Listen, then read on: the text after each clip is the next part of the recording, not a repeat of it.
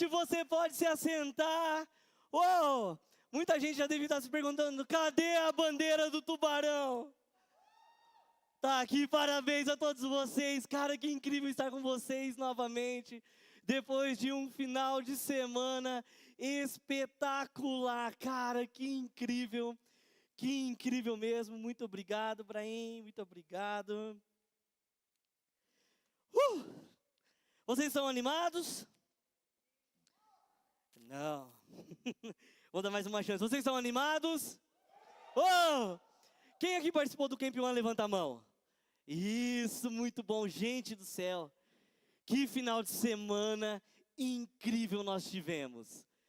E talvez você esteja aqui, talvez hoje pela primeira vez, eu quero te dizer que você é muito bem-vindo. Talvez você esteja online com a gente hoje pela primeira vez, você é muito bem-vindo ou bem-vinda. Nós costumamos dizer que este lugar é um lugar proibido a entrada de pessoas perfeitas, isso mesmo. Se você não é perfeito, este lugar é o seu lugar. Sinta-se à vontade, que nós costumamos dizer o quê? Que não importa o seu passado, não importa o que você fez ou o que fizeram com você, todo pecador tem um futuro brilhante em Jesus. Amém? Oh, gente, eu estou animado. Hoje vai ser incrível. Sabe, eu quero repetir que realmente foram dias sensacionais que nós pudemos viver nesses 2 dias e meio ali no acampamento. E talvez você não tenha tido a oportunidade de ir, mas fique tranquilo, porque novidades vêm por aí. As equipes vão continuar durante o ano todo pontuando. Logo a gente vai poder trazer mais informações, por isso não perca as cenas do próximo capítulo, os próximos episódios. Quem sabe já no próximo Oxygen One a gente já não apresente para vocês aquilo vai acontecer esse ano, gente, e está sensacional. E durante o acampamento nós ministramos palavras com temas de brincadeiras. Alguém se lembra qual foi a primeira brincadeira que a gente fez? Esconde, esconde, muito bom. A segunda alguém vai se lembrar? Será depois de uma semana? Batalha naval, isso mesmo. Terceira ministração? Verdade ou desafio? Quem gostou de verdade ou desafio, gente? Foi bom? E a quarta, que para mim foi a melhor ministração, minha linda esposa fez. Vocês se lembram qual foi? Imagem e ação. E a última palavra foi? Vivo morto, Rafinha. Rafinha estava anotando tudo, tenho certeza. Que equipe você é, Rafinha? Que equipe você era? Tubarão. 5 pontos pro Tubarão, gente. E hoje eu quero continuar jogando com vocês. Mais um jogo, o último jogo, tá certo? E o jogo é War. Foi por isso que eu vim camuflado hoje, tá? Caso alguém não consiga perceber aqui, então eu tô dando uma dica, tá, gente? Foi War. Não é uma calça de guerra, mas é camuflada, tá? Muito bom, obrigado. Quem já jogou War? Aquele jogo de tabuleiro, gente? Vai aparecer daqui a pouquinho aqui no telão. Vocês já jogaram War? Cara, na minha adolescência, cara, eu jogava tanto War. Tanto War. Gostava muito mesmo, é quase que viciado mesmo. E sabe, eu tinha uma estratégia. Eu particularmente me achava muito bom no jogo. Não importava qual era o meu objetivo, eu primeiro, antes de sair para conquistar ele, eu me fortalecia num continente, para poder ganhar mais soldados, e depois eu ia avançando e pegando novos territórios. Cara, tinha amigos meus que era ganancioso. Desde a primeira, cara, já saía tentando jogar, conquistar o máximo que ele podia. Ficava com um soldado somente em cada território. Na quarta, quinta rodada já saía do jogo. Tinha um amigo meu que ele gostava de ficar em segundo lugar. A gente chamava de segundinho. Ele nunca ganhou. Em mais de 15 anos jogando War, ele nunca ganhou uma partida. Sempre ficava em segundo.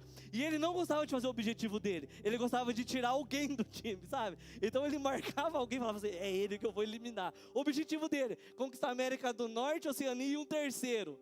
Não, eu quero destruir o verde, ou o vermelho, ou o preto, não interessa quem estava ali. Cara, e assim a gente ia jogando. Só que também não adiantava só ser bom de estratégia, você tinha que ter sorte nos dados. Não adiantava nada você ter uma estratégia muito boa e só tirar número 1. O que adianta só? Você vai sempre perder, cara. E tinha dias que eu não conseguia tirar nem no número 2. Então o máximo que eu conseguia era 3, né? 1, tá? Somando, tá? Caso você não tenha jogado. E hoje a gente vai falar um pouco sobre isso. E até para a gente poder acalmar, eu mesmo quero me acalmar um pouquinho. Eu quero que você feche seus olhos, eu quero orar com você. Pai, muito obrigado, Senhor, por essa noite que o Senhor preparou. aquieta o nosso coração, a nossa mente para a Tua palavra. Que realmente o Senhor venha falar conosco. Transforma as nossas vidas. Assim eu oro em nome de Jesus, amém. Amém? Eu quero começar lendo um trecho da palavra de Deus com vocês. Hoje a gente vai ler bastante a Bíblia, tá? Se você já tiver com a sua Bíblia aí, ou seu celular, ou também quiser acompanhar aqui pelo telão, fique à vontade. Abra em 1 Samuel 13, de 16 a 22. Livro do profeta Samuel. Diz assim: Saul e seu filho Jonatas, acompanhados de seus soldados, ficaram em Gibeá de Benjamim, enquanto os filisteus estavam acampados em Micmas. Uma tropa de ataque saiu do acampamento filisteu em 3 divisões. Uma foi em direção a Ofra, nos arredores de Sual, outra foi para Bet-Eron, e a terceira para a região fronteiriça, onde se avista o vale de Zeboim, diante do deserto. Naquela época não havia nem mesmo um único ferreiro em toda a terra de Israel, pois os filisteus não queriam que os hebreus fizessem espadas e lanças. Preste atenção nisso. Assim, eles tinham que ir aos filisteus para afiar seus arados, enxadas, machados e foices. O preço para afiar rastelos e enxadas era 8 gramas de prata, e 4 gramas de prata para afiar tridentes, machados e pontas de aguilhadas. Por isso, no dia da batalha, nenhum soldado de Saul e Jonatas tinha espada ou lança nas mãos, exceto o próprio Saul e seu filho Jonatas. Cara, você consegue perceber o que está acontecendo aqui? Eu acredito que a pior coisa que pode acontecer para alguém numa guerra é estar desarmado. Quem que vai para uma guerra desarmado? Eu fiquei imaginando na minha cabeça aqui, por exemplo, quem assistiu Velozes e Furiosos e Hobbs and Shaw? Cara, sabe quando eles estão ali para lutar em Samoa? E eles falam assim, tem armas? Nós temos armas, vai lá, as armas da família. Jogou tudo fora e ficou só os bastão, só os negócios com ponta. E os caras vindo com um idente de armado do cabeça aos pés. E ele fala, a gente vai morrer. Então, era mais ou menos essa situação. Imagina só um exército desarmado, 2 tinham armas, só o rei e o filho. E eles estão sendo atacados, e o interessante, eles não estão sendo atacados somente por um batalhão. Porque se fosse por um só vindo de frente, você podia virar de costas e vazar. Não, 3 frentes. Ou seja, não tem para onde ir. Você for para frente, você é pego, para trás você é pego, direita e esquerda você é pego, por todos os lados. Por isso, o título da mensagem de hoje é Sem Armas. Repita comigo, sem armas. Muito bom. Cara, quando a gente fala que nenhuma arma, talvez é empolgante falar nenhuma arma, porque a Bíblia fala que nenhuma arma criada contra você vai prosperar, não é verdade? Mas eu acho que nessa parte aqui talvez fique um pouco confuso, porque eles estavam realmente sem armas. Eles não tinham, cara, não é que eles tinham poucas armas, ou as armas deles eram inferiores, ou não estavam afiadas o suficiente. Eles não tinham armas. E a mensagem de hoje é para todos aqueles que estão numa guerra, porém que se sentem desarmados, porém se sentem sozinhos, perdidos. Sabe, a gente acabou de retornar do Camp One, e a gente falou que você enfrentaria batalhas na segunda-feira, na terça, na quarta. Isso já foi realidade para alguém aqui ou só para mim? Alguém mais sentiu batalhas e teve que enfrentar batalhas durante essa semana?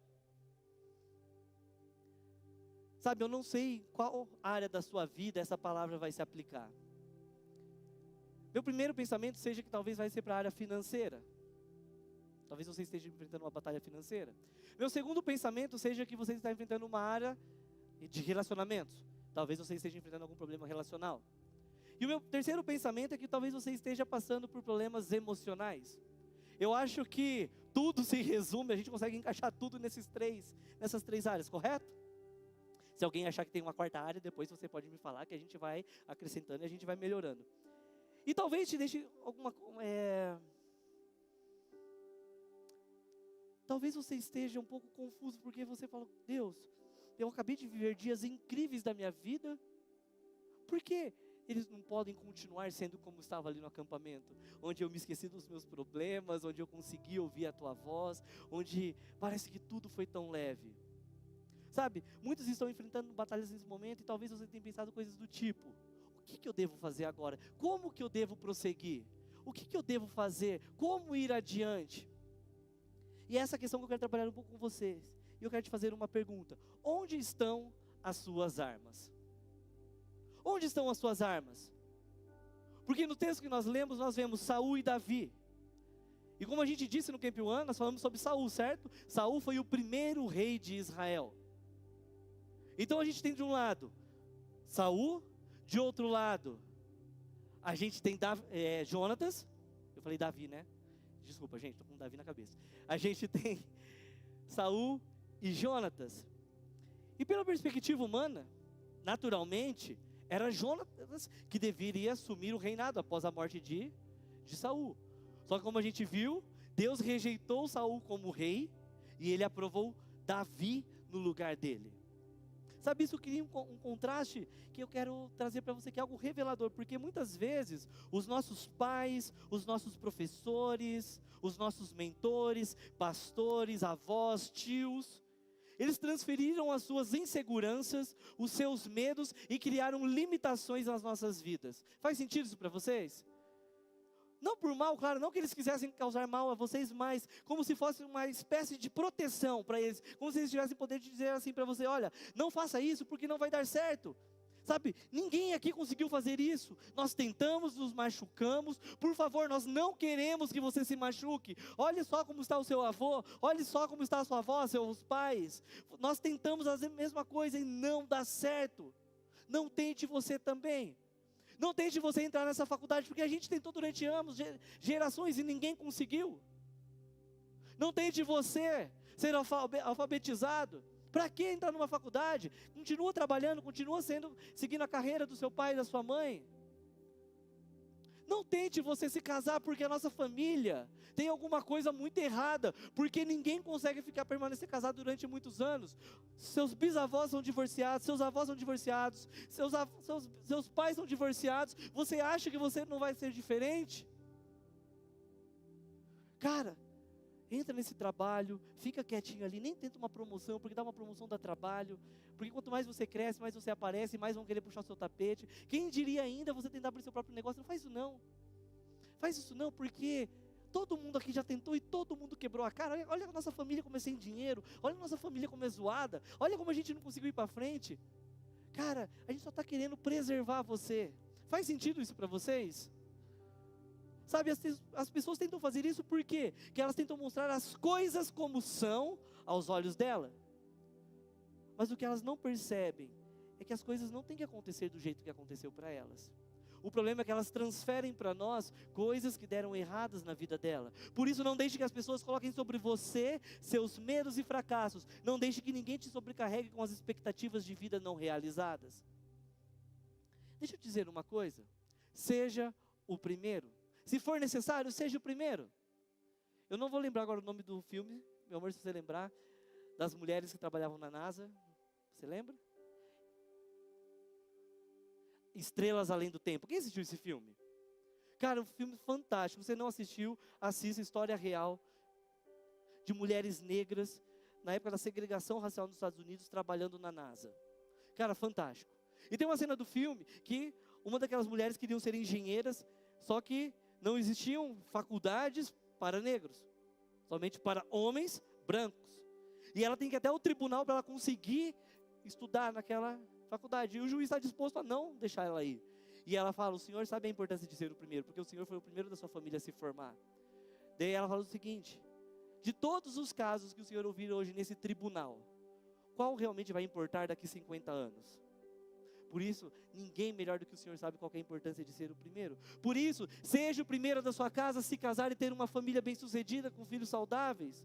Seja o primeiro da sua casa a entrar nessa faculdade, sim. Seja o primeiro da sua casa a ter o seu próprio negócio. Seja o primeiro a viver o sonho que Deus colocou no seu coração. Seja o primeiro, seja o primeiro. Não importa o que tenha acontecido no passado, seja o primeiro, amém? Sabe, em 1 Samuel 13, a Bíblia diz que não havia nenhuma arma nas mãos do exército de Israel. Cara, você consegue imaginar isso? Porque é muito louco isso. Como alguém vai para a guerra desarmado? Não é melhor se render? Não é melhor bandeirinha branca, invade, leva o que vocês têm que levar, mas nos preserve? Cara, eu fico imaginando a tensão de um inimigo te atacando por todos os lados. Talvez você com um pedaço de pau, um pegou um pedaço de pedra, outro pegou tijolo, ou talvez com um rastelo, não sei. com uma enxada, uma foice. O exército filisteu está vindo contra eles. Vocês reconhecem esse nome? A gente falou do exército filisteu. Lembra? Lembra? Golias fazia parte do exército filisteu. Só que ele não está nessa parte agora. Ele vai aparecer 2 capítulos para frente, no capítulo 16 e 17. E ele é morto por Davi, quando vem aquele menino do iFood, lembra? O menino do iFood de Davi vem levar o lanchinho para os irmãos. E ele fica olhando aquele menininho chegando, pegando uma pedrinha, falando, aí já era. Mas o que ele não sabia era o quê? Que ele experimentou que quando Deus está por trás, mesmo que pareça tão pequeno e inofensivo, ganha impulso suficiente e pode destruir qualquer inimigo. Não era o problema a pedra, não eram as armas, não era o tamanho de Davi, mas era quem estava por trás dele. O problema não é você, quando você se sente insuficiente, fraco, menor. Sabe o que acontece? É quem está por trás de você. Por isso que não importa o tamanho ou força. Mas voltando para o texto, o exército filisteu estava por toda parte contra os israelitas, cercados. Porque eles cercaram tão estrategicamente a terra de Canaã, que era a terra prometida onde os israelitas viviam, que eles bloquearam todas as passagens. Eles não tinham para onde fugir. Eles estavam realmente presos, ilhados. Se eles tentassem ir por cima, por baixo, qualquer lado, eles estavam ilhados, não tinham o que fazer. Eles ficaram em oposição realmente a Israel. O exército filisteu era um exército muito bom, muito bom. E para deixar um pouco mais claro, deixa eu voltar um pouquinho no tempo, rebobinar um pouquinho. Antes do povo de Israel estar na terra prometida, eles ficaram durante 400 anos. Vocês conseguem imaginar que é 400 anos? Nós estamos em 2022, imagina 400 anos antes, em 1622. Eles estavam escravos, eles eram escravos no Egito. Ficaram ali por 400 anos. E Deus liberta eles através de Moisés. E vai conduzir eles à terra prometida, à terra de Canaã. Eles estão felizes. Mas sabe o que Deus nunca tinha dito para eles? Deus tinha dito que eles iriam para uma terra onde mana leite e mel. Mas Deus nunca disse que eles nunca teriam que enfrentar nenhum inimigo. Deus nunca, eu digo isso porque a gente pensa que quando Deus nos tira da escravidão, nos tira de um lugar ruim, que tudo vai acontecer de maneira fácil, automática. Quando Deus nos tira de problemas, quando Deus nos tira de vícios, que vai ser fácil. Sabe quando o seu celular trava, que você vai lá só simplesmente reinicia e tudo volta ao normal? A gente pensa que vai ser assim, mas não é. Existe um processo. Deus nunca prometeu que você não teria que lutar pela alegria quando o seu sentimento fosse de desespero. Deus nunca prometeu que você não teria que lutar por uma perspectiva diferente diante de um problema, de um padrão negativo na sua vida. Deus nunca prometeu que vocês não teriam que lutar para serem pessoas influenciadoras, mesmo diante de situações que te fazem sentir, mas quem sou eu para poder falar isso? Quem sou eu para poder viver desse jeito? Deus nunca prometeu que seria fácil ou ainda de mão beijada. Deus só disse que seria possível. Porque existem coisas que acontecem comigo e tem coisas que é papel de Deus. Sabe? Mas o fato de ser possível não significa que vai ser automático, fácil. Possível não é automático. Hoje, sem querer, eu vazei essas fotos no grupo dos manos. Eu fui mandar para a Nessa para eu poder colocar na mensagem. Eu comecei a receber mensagem, o Serginho mandou. Tiaguinho, você mandou no grupo certo? Daí eu já vi o Marquinhos mandando. E como... Cara, eu não sei como está o grupo das minas, mas dos meninos, cara do céu, tá bem agitado aquele grupo. Não. Se ficou salvo, já era. Está aí, gente. Mas o que eu quero dizer é que, se eu não tivesse aceitado aquele convite no Orkut, se eu nunca tivesse convidado para vir à igreja me ver tocar, ela não teria se apaixonado por mim na academia. E se ela não tivesse se apaixonado por mim durante aqueles treinos na academia, nós não teríamos nos casado. E se nós não tivéssemos nos casado, ela não teria desfrutado desse presente de Deus para a vida dela. Deus nunca disse que seria fácil.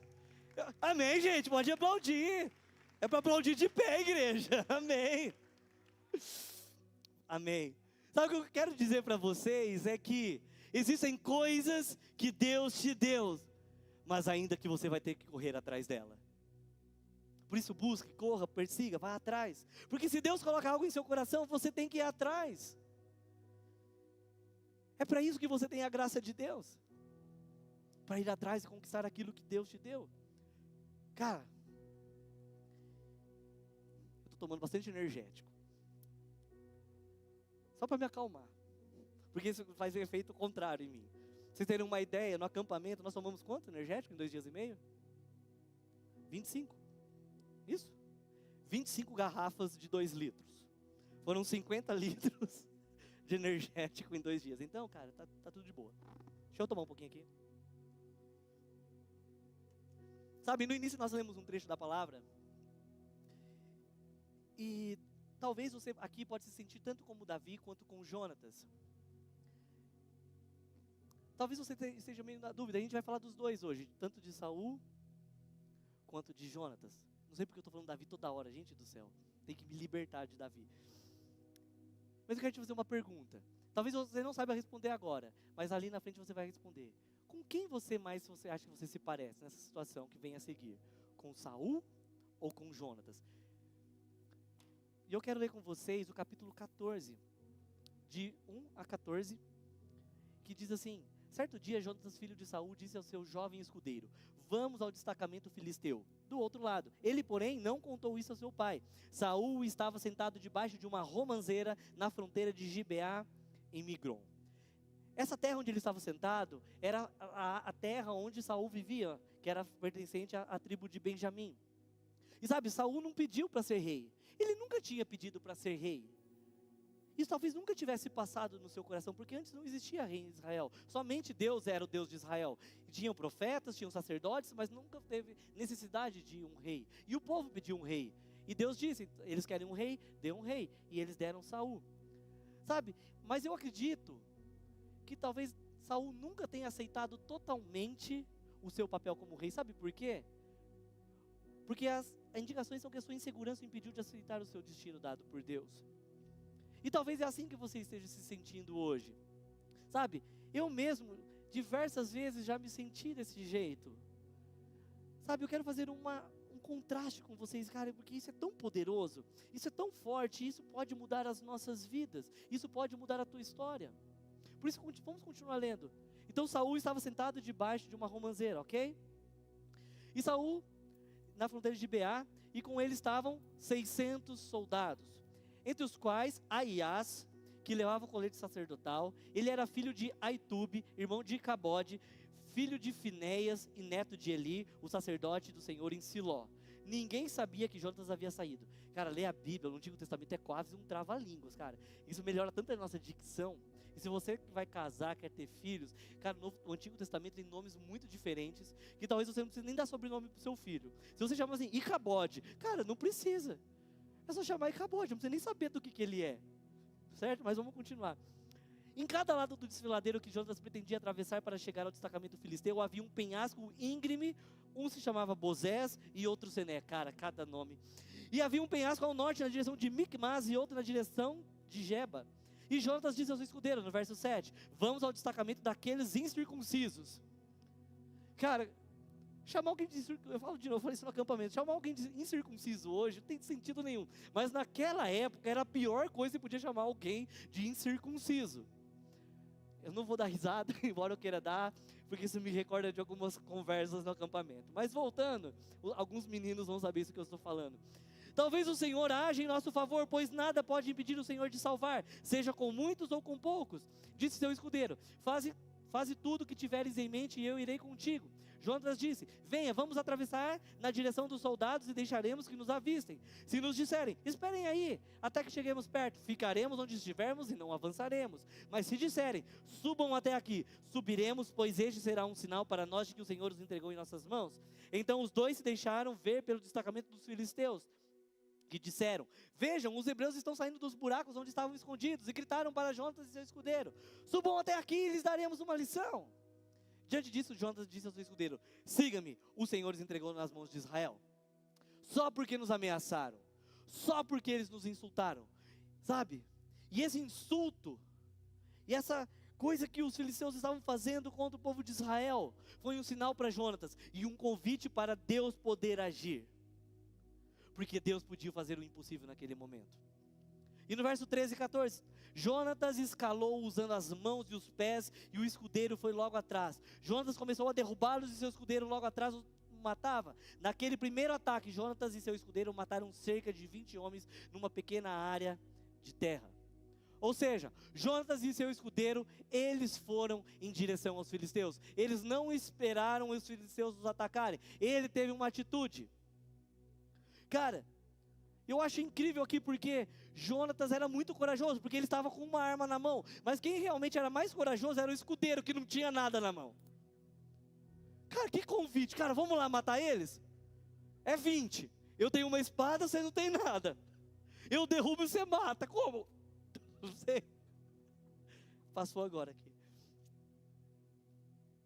Oh, Jesus. Nossa, o negócio não está nem em pé mais, ó. Agora deixa eu te perguntar, o que você acha que tornou Jonatas capaz de fazer isso? Cara, o que fez Jonatas tomar essa decisão tão louca aos olhos humanos? Alguém aqui teria coragem de fazer o que Jonatas fez? Eita, gente. Cadê um Josué valente aí? Eu tô com a espada, vem comigo, Lóis. Eu vejo 3 razões, pelo menos, que fez Jonatas fazer isso. Primeiro, desenvolvimento. Jonatas ainda não tinha 25 anos de idade ainda. Era jovem. Quem tem abaixo de 25 anos aqui, levanta a mão. Eita, glória a Deus. Eu também vou levantar. Ou seja, o seu córtex pré-frontal não havia se desenvolvido completamente ainda. O que tem a ver isso, já que você está falando? Deixa eu dizer uma coisa. Todo mundo sabe o que é o córtex pré-frontal? O que ele faz? É isso aí. Gente, eu vou ler em português, porque senão vocês não vão entender o inglês, tá? Mas o córtex pré-frontal é responsável pela escolha das opções e estratégias comportamentais, pela manutenção da atenção e pelo controle do comportamento emocional. Ou seja, ele te ajuda a tomar decisões. Ou seja, até os 25 anos ele não está formado. Talvez aos nossos olhos a primeira coisa que Jonatas tinha era estupidez. Porque eles pensariam, cara, como você é burro o suficiente para fazer isso? Muita gente chamaria ele de burro. Porque como você pode fazer isso numa suposição baseada de que você vai lá sozinho, com uma arma, o outro sem nenhuma arma, e Deus vai ter que fazer o resto? Cara, é burrice. Talvez seja isso que eu e você diria para eles. Talvez eu e você diríamos para eles, nós que já temos o nosso córtex pré-frontal super evoluído, estabilizado com toda a nossa maturidade, diríamos, cara, e se não der certo? E se eu entendi errado que Deus estaria comigo nesse momento, se não era para eu ir lá? E se nada disso der certo? E se a gente morrer? Mas talvez Jonatas diria para você e para mim, e se der? E se Deus disse sim? E se Deus nos abençoar? E se Deus nos der a vitória? E se algo incrível, extraordinário acontecer? E se esta for a hora? E se der certo? Por isso nós não devemos julgar ninguém pela idade, porque muitas vezes esse é o trunfo necessário para que algo grande aconteça. Eu não estou falando sobre irresponsabilidade, mas eu estou falando sobre ter coragem de se mover em direção a Deus quando Ele dá uma palavra.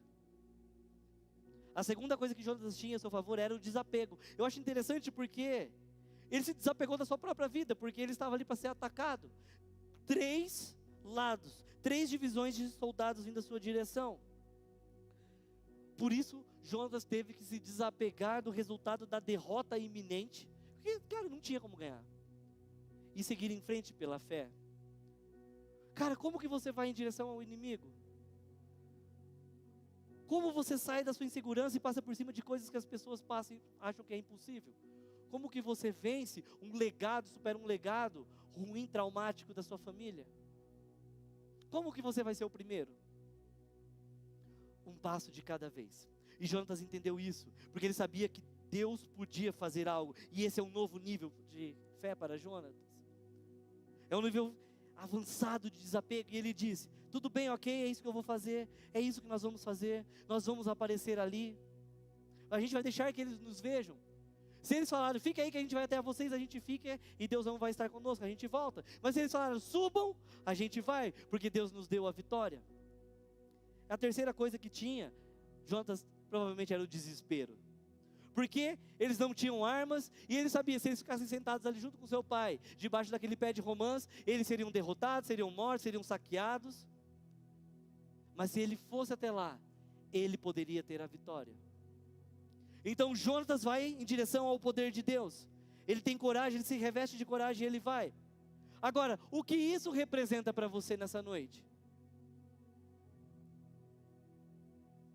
Que nós precisamos seguir em frente, tendo a chance da vitória, crendo que Deus disse, sim, vá, e não naquilo que a gente vê.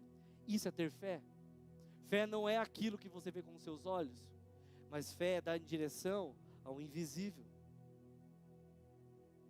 Fé é quando você se move, tendo a certeza do que Deus te disse, e não tendo a certeza do que você viu.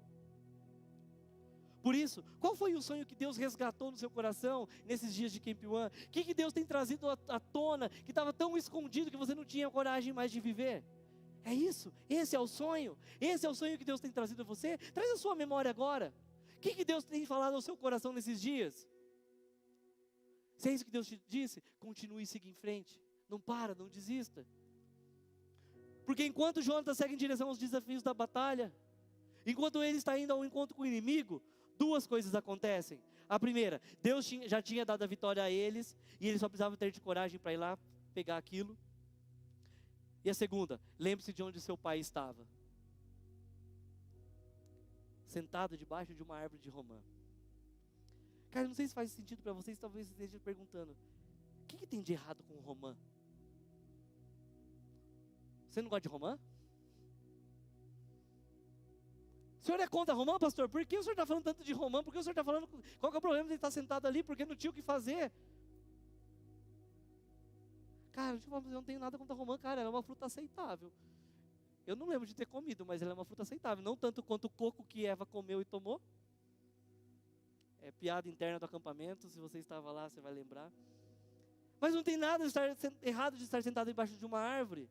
Cara, e eu concordo com vocês, não tem problema estar sentado, não tem nada de errado com as romãs. Na verdade, eu concordo com as romãs, cara, tá tudo bem, Deus criou as romãs. E eu quero te mostrar um versículo na Bíblia que fala sobre romãs, olha que incrível. Porque eu não quero que você tenha algum tipo de pensamento que eu tenha preconceito sobre algumas frutas e outras não, que eu gosto mais de coco do que romã. Cara, eu gosto de tudo. Mas deixa eu te fazer algumas perguntas. Vocês lembram quando os 12 espias, quando eles saíram da terra prometida do Egito, e eles estavam indo conhecer a terra de Canaã, e eles voltaram para Moisés com algumas frutas? Lembra que eles trouxeram aquele cacho de uva gigante?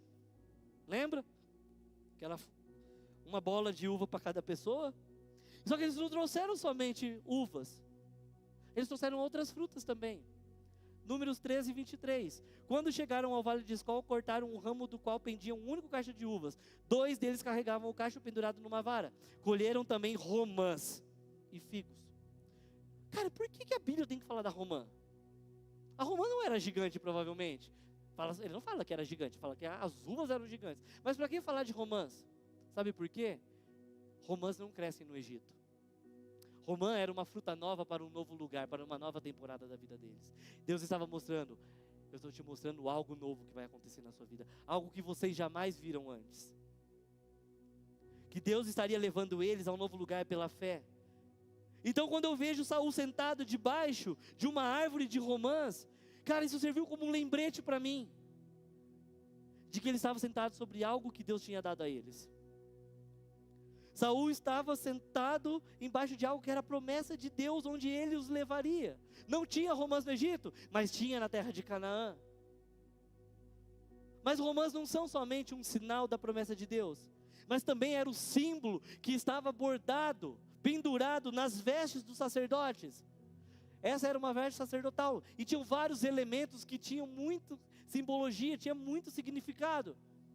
E na barra dela tinham sinos e romãs, para eles se lembrarem da promessa de Deus. E quando Saul estava sentado ali, os sacerdotes estavam juntos, ou seja, eles estavam debaixo de um pé de romã, com o sacerdote andando, tocando aquele sino, e você olhando para a barra da saia, sei lá como é aquilo que eles vestiam, aquele vestidão lá, cheio de romãs e sino, romã, sino, romã, sino, romã. Só que eles esqueceram da promessa de Deus. Eles estavam debaixo da promessa de Deus, sem terem consciência da promessa de Deus. Já havia se passado. Muitas vezes isso acontece comigo e com você. Deus nos dá uma promessa, está visível, está claro, mas a gente ignora, porque a gente sempre quer coisas novas. Como se Deus estivesse num megafone todo dia te acordando. Ei, lembra da promessa? Eu vou falar de novo para você. Só que o problema, Deus está te dizendo isso, só eu e você que a gente não está ouvindo.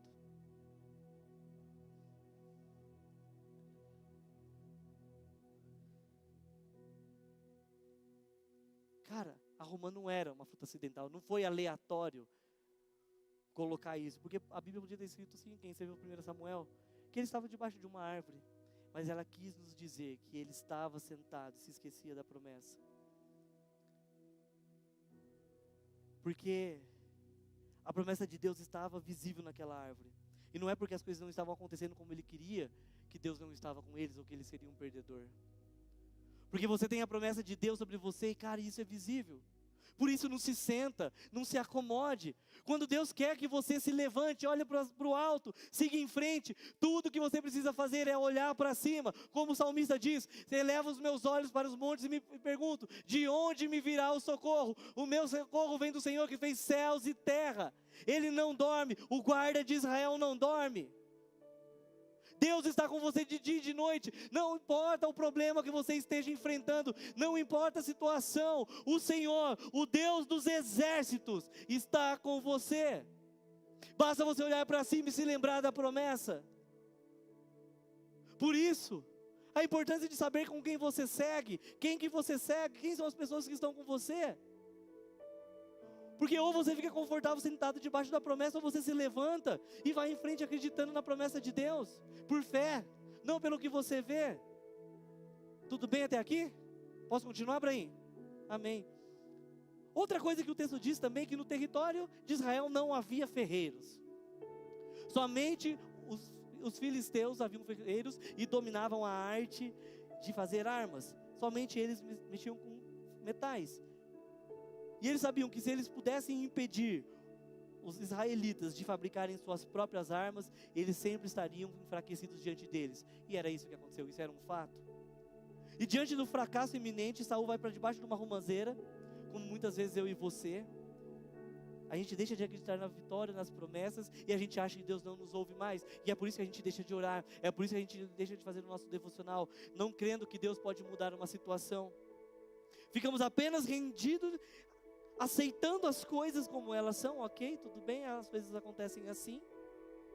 E a gente ainda acha que a gente tem uma fé. Sério? Porque confiar em Deus sem seguir em frente não é fé.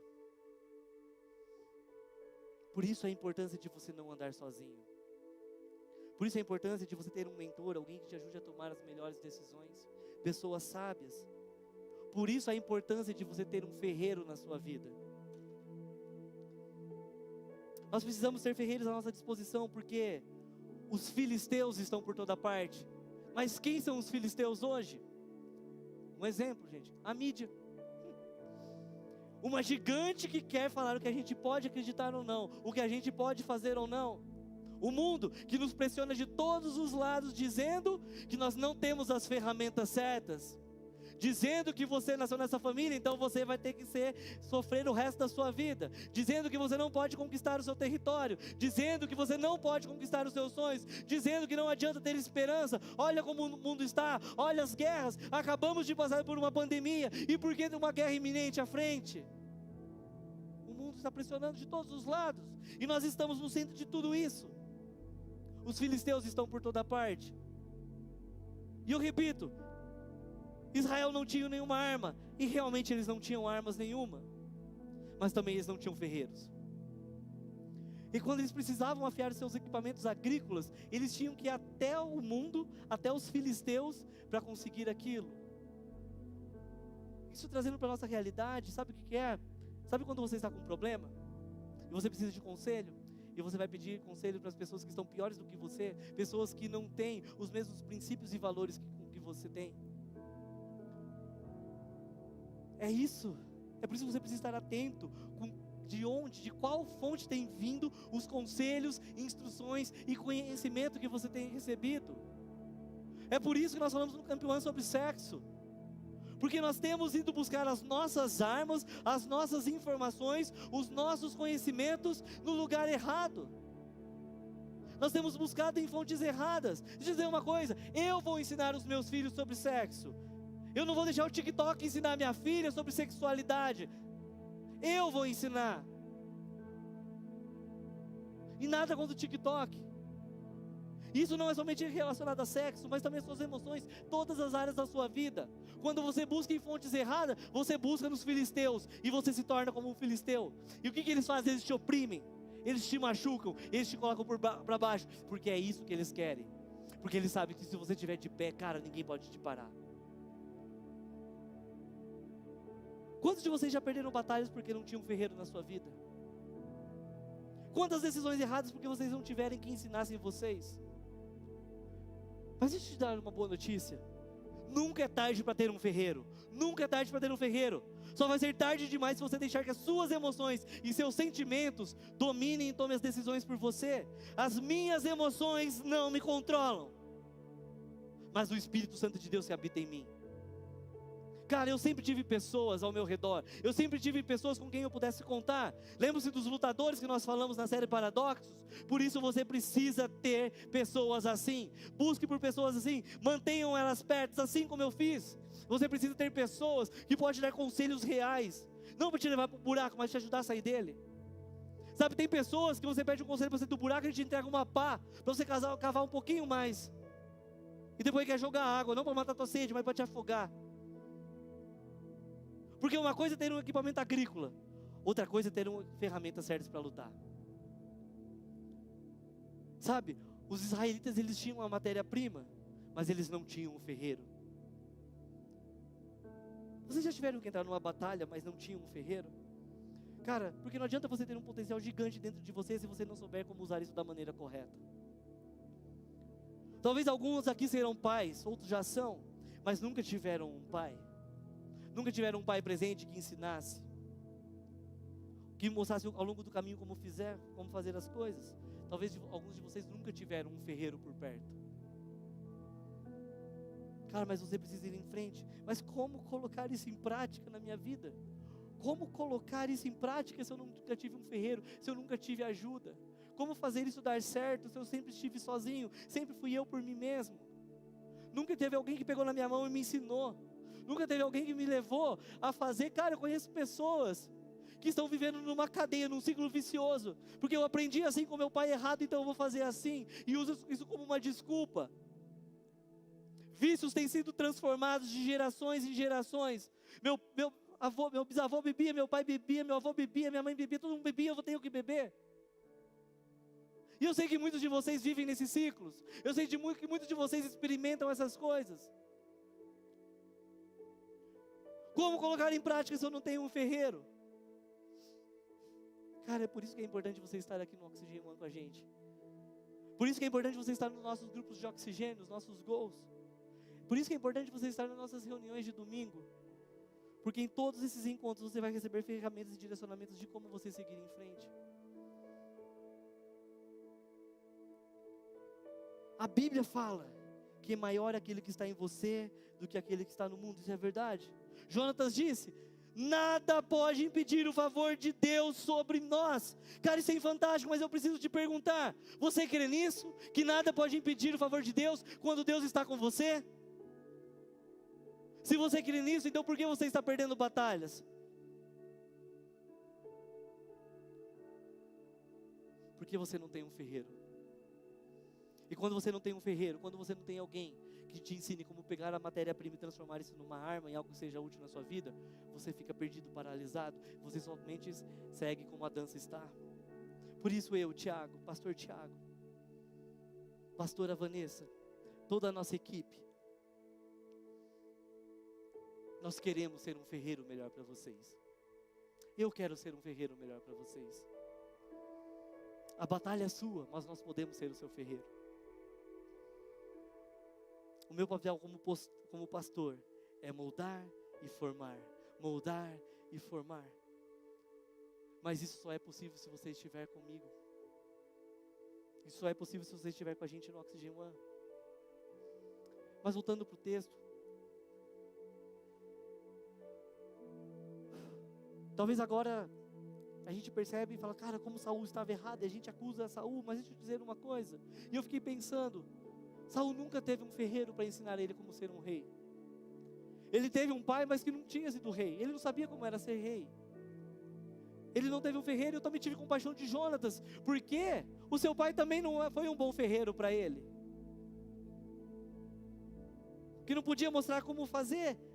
E eu comecei a pensar em vocês, e eu comecei a me perguntar, talvez vocês estejam mesmo em batalha sem um ferreiro, sem saber como agir, sem saber como responder às situações.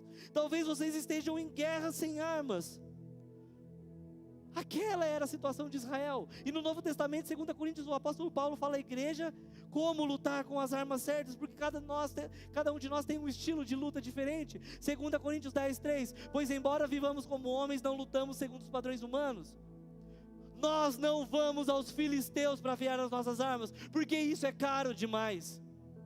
Nós não vamos às mídias sociais para receber e obter nossas necessidades emocionais, isso é caro demais. Nós não vamos ao diabo, ao inferno, obter uma dose de dopamina para se sentir melhor e ter um prazer momentâneo, porque isso é caro demais. Muitos de vocês viram como é caro buscar respostas e referências fora dos padrões de Deus. Muitos de vocês sabem qual que é o preço disso. É caro, porque mesmo que funcione aparentemente por um momento, não vale a pena. Por isso Paulo diz, nós não lutamos a guerra como o mundo luta. Nós temos que lutar as batalhas sim, nós estamos no mundo sim, nós vamos viver no mundo sim, nós não vamos nos abster, nós não vamos nos esconder.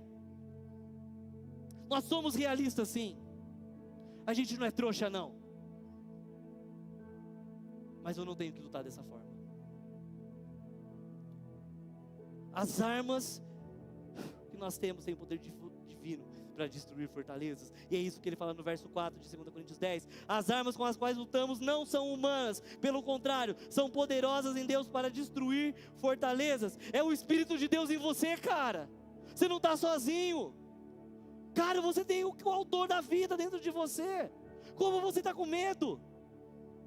É o poder divino que está dentro de você que vai te ajudar a destruir as fortalezas mentais da sua vida.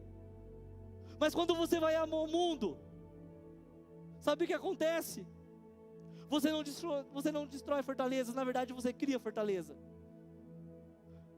E elas criam dependência. E elas te cercam, te aprisionam.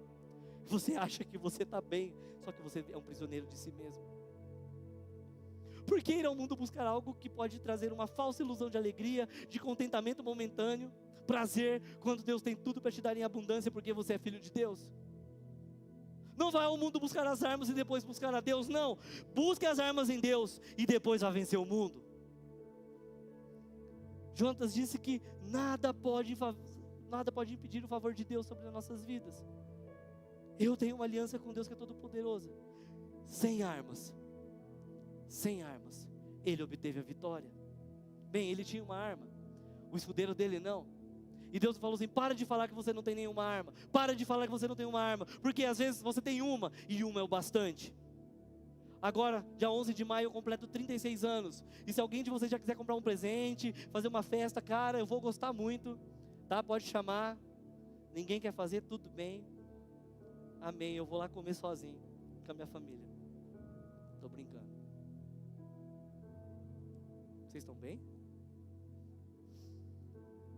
Mas o fato é que Deus me chamou para ser um pastor. E durante muito tempo eu neguei isso. E eu acredito que eu estou melhorando a cada dia, sabe por quê? Porque é o meu papel desenvolver o dom que Deus me deu. Deus me deu um dom. Deus me chamou. Mas Ele não me fez pronto. Deus te fez um médico, uma médica, mas Ele não te fez pronta. Mas, desde o meu chamado aos 18 anos, que já faz 18 anos, sabe o que o inimigo vem tentar fazer na minha mente, que ele faz na sua mente? Ele vai tentar diminuir o que foi te dado, ele vai tentar te distrair, porque dessa única coisa que Deus me deu, que eu tenho doado a minha vida para fazer, eu fui capaz de ver coisas incríveis Deus fazendo. Cara, eu vi tantas pessoas sendo transformadas, curadas, tanto no físico, como no emocional, quanto no espiritual. Eu creio que Deus me chamou para fazer isso, de verdade. Que Ele me abençoou para fazer isso. E eu me levanto todos os dias e não importa como eu esteja. Não me importa como eu me sinta a respeito disso. Um é suficiente. Mesmo quando eu acho que eu estou sozinho, um é suficiente. Sabe, eu não preciso ser bom no futebol, eu não preciso correr mais do que o Serginho. Mas ficando na graça que Deus me deu, e fazendo o que Ele me chamou para fazer, eu vou pregar essa palavra por toda a minha vida. Um é suficiente, uma arma, um Deus, um. Deus sempre precisou de um. Olha para a história da Bíblia. Abraão, Noé, José, Davi, Gideão, Jesus, Paulo. Se você estiver disposto, o que pode acontecer, cara? Você pode botar esse mundo de ponta cabeça, porque um é suficiente. Às vezes você diz que você não tem nada nas suas mãos, mas Deus te deu algo. Quando o profeta chega para aquela mulher e pergunta: o que você tem? Ela fala: não tenho nada, exceto um pouco de azeite. Cara, olha para mim. Aquela coisa que você ignora, que você não achou que valia a pena mencionar, era exatamente onde estava o seu milagre, e você descartou. Uma arma foi suficiente para matar mais de 20 filisteus. Foi a fé de Jonatas. E Deus gosta de fazer assim, porque Ele não quer que você dê crédito às suas armas, quanto bem treinado você é, porque toda a honra, toda a glória vai ser sempre dEle. Ele quer que você o adore através do que Ele faz através de você. Eu iniciei essa palavra dizendo, com o título, sem armas. Não havia armas com os israelitas, ok? Ficou claro isso, né, gente? Mas eu vou dizer uma coisa, também não havia ferreiros em Israel, correto? Mas adivinhem quem tinham armas? Os filisteus. Eles tinham armas. Eles fizeram as armas, eles tinham um monopólio sobre a fabricação dos metais. E por isso eles estavam completamente armados até os dentes, e eles foram contra Israel. E deixa eu te mostrar algo que me impressionou, e eu também quero que te impressione. Porque talvez alguns aqui estejam pensando sobre o que você não tem e o que Deus não te deu. Eu quero que vocês saibam de algo. Deus dá tudo com abundância para vocês desfrutarem. Ele dá o perdão dos pecados através da vida e do sangue de Jesus. Eu não tenho nenhuma arma. Você tem o Espírito Santo. Você tem a mente e o Espírito, que é vida e paz, e vai transformar cada etapa da sua vida, cada dom perfeito. Cara, isso não parece com a coisa do irmão mais velho, do filho pródigo? Eu não tenho nada. O Senhor não me deu nenhum boi para poder fazer um churrasco com meus amigos, mas deu tudo para aquele seu filho ingrato que gastou com as prostitutas. E o pai fala: meu filho, você está sempre comigo e tudo que tem é teu. Às vezes a gente acha que não tem nada, mas a gente tem tudo. Sabe, isso não tem a ver com recurso, tem a ver com reconhecimento. Tem a ver com reconhecer aquilo que você já tem. Tudo que você precisa já está dentro de você para cada etapa nova da sua vida. Deus vai te dando as ferramentas necessárias, mas é preciso que você vá em direção, e Ele é o ferreiro também. Ele vai te dando as armas certas conforme você avance. Nem todos se foram da sua vida, nem todos te deixaram, nem todos foram Judas. Cara, eu amo como Jonas vai em direção ao poder de Deus, em direção a algo que era grande demais para eles. O que você tem? É uma arma? É um escudeiro? Vá com aquilo que você tem. Talvez alguns de vocês já acham que já é tarde para ir adiante, porque, cara, você não sabe o que eu fiz na minha vida. Cara, eu já aprontei tanto, eu acho que eu não mereço, que não tem mais solução. Deixa eu te dizer uma coisa, quando você pensar disso, lembre-se de Saul, que também tinha uma arma. E no final da sua vida ele se lançou sobre a sua espada e morreu. Com o mesmo tipo de arma que Jonatas foi em direção e matou os filisteus, Saul se matou. Por isso, não tem nada a ver com o que você tem, mas o que você faz com aquilo que você tem. Sabe, tem pessoas ao seu lado agora que estejam passando pela depressão, que passaram por uma traição, que passaram e superaram algum vício, pessoas que passaram pelo luto, mas elas sobreviveram, aprenderam com isso e foram em frente. Isso não as derrotaram. Cara, eu não quero minimizar a sua dor, eu não quero minimizar o seu sofrimento, e eu já estou acabando. Cara, eu sei que é difícil, eu sei que está sendo difícil para você. Eu gostaria que você não tivesse ter passado por tudo isso que você já passou na sua vida, mas você passou. Por isso, não é o que te aconteceu, é o que te define. Não é o que você fez que te define. Continue, seja forte, use o que você tem e continue. 1 Samuel 14:20, a Bíblia diz que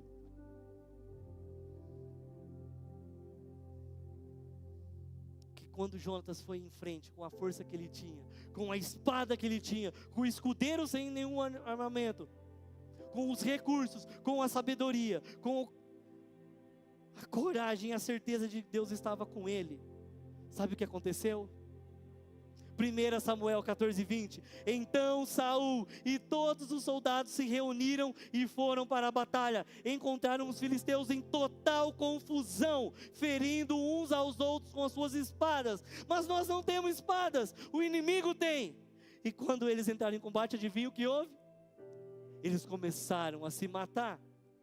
O inimigo que os mantiveram escondidos por tanto tempo, estavam atacando uns aos outros, com as espadas que os seus ferreiros tinham feito.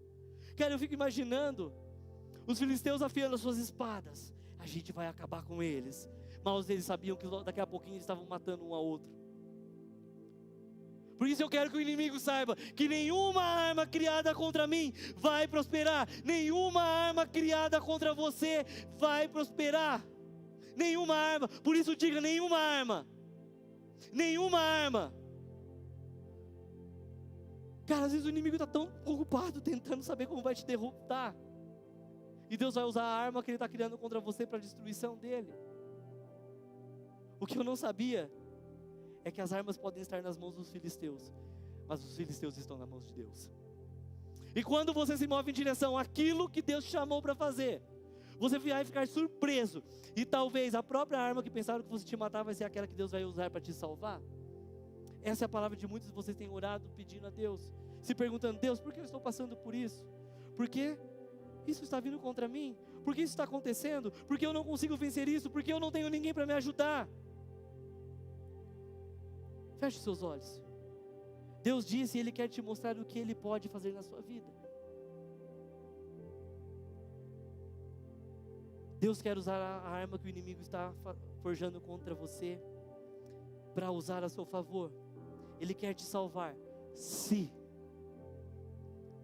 você se mover na direção correta. O que Deus está dizendo hoje é: ei, a minha promessa está sobre você. Levante, ande, pega o que você já tem, porque eu já te dei, e vai fazer o que eu mandei você fazer, porque o que você não pode fazer, eu já fiz por você. Se você estiver disposto a se levantar dessa árvore que você está sentado, a sua fé vai ser fortalecida. Se você erguer os seus olhos, se lembrar dos sonhos que Deus colocou em você, e se mover em direção ao mundo, e eu estou falando sobre você enfrentar os seus medos, as suas fraquezas, aquilo que te paralisa, aquilo que as pessoas dizem sobre você, que você não vai conseguir, porque as armas que nós lutamos não são com as armas do mundo. Isaías diz: veja, sou eu quem criou o ferreiro que sopra as brasas até darem chama e forja uma arma própria para o seu fim. Fui eu quem criou o destruidor para gerar o caos. Olhe para mim. Seu inimigo também é instrumento nas mãos de Deus. Deus usa tudo e a todos. Agora pense comigo. Pense na coisa que você acha que Deus não dá para usar. Pense uma coisa que não, isso não dá para usar. Dá para usar. Pense em alguma coisa que te deixa envergonhado que você já fez no passado. Dá para usar. Porque quem humilha são os homens, mas quem exalta é Deus. Ao chegarem na batalha e usarem o que eles tinham, os filisteus, eles descobriram que Deus tinha criado o ferreiro. E Deus não permite que nada aconteça comigo em minha vida que Ele não use para a sua glória. Se você acreditar nisso, nada vai impedir o Senhor de salvar. Quer por muitos ou quer por poucos, não importa. E eu estou aqui nessa noite de sábado, de 5 de março de 2022, para te dizer uma coisa. O que vai acontecer para aqueles que seguirem em direção a Deus? Para aqueles que não se recusarem a fugir da batalha. Essa é a promessa de Deus para vocês, se o seu compromisso for com Ele. Isaías 54:17. Nenhuma arma forjada contra você prevalecerá, e você refutará toda língua que acusar. Esta é a herança dos servos do Senhor, e esta é a defesa que faço no nome deles, declara o Senhor. Feche os seus olhos.